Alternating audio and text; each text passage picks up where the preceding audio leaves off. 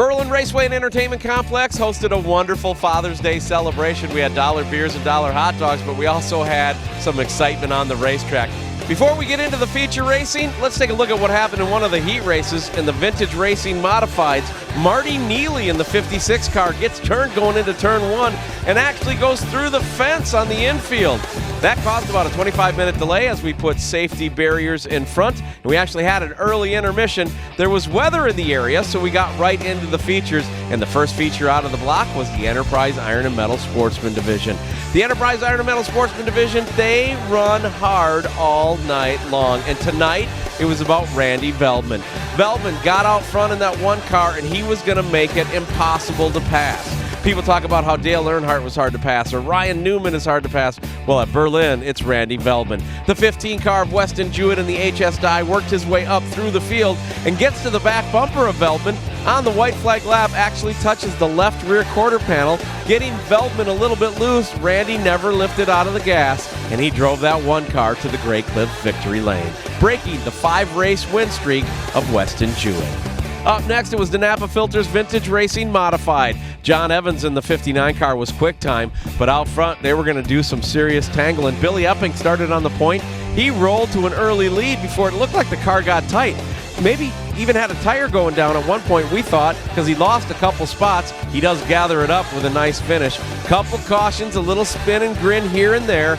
On a late restart, Evans is inside Parker, and Parker has a great run on that outside. Tries to pinch down the faster 59, but it could only last for so long. Finally, the 59 clears him, and he cruises all the way to the win tonight in the Vintage Racing Modifieds, brought to you by Napa Filters.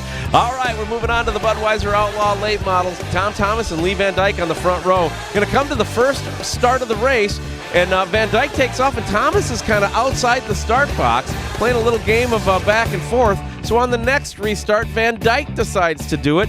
That caused an accordion effect in the back of the pack, and we had a slight delay before we could even get one lap in the books. Once we did get green flag racing, it stayed green. 50 laps of green flag racing, and the story was Tom Thomas. He got out front, cruised to a big lead. Lee Van Dyke dogged him for lap after lap, but slowly drifted to 2 car lengths, then 5, then 8, and Tom Thomas, again, no stranger to victory lane.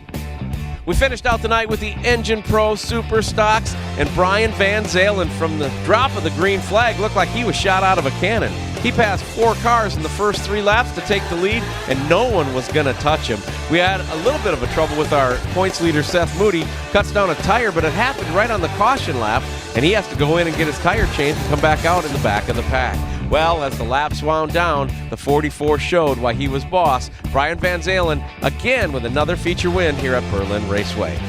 Well, coming up next week at the Berlin Raceway and Entertainment Complex, it is Helen DeVos Children's Hospital night. That's an exciting time. Also, 2 weeks from now, it's July 4th. We put on a huge fireworks display. We spare no expense. Get the details at berlinraceway.com.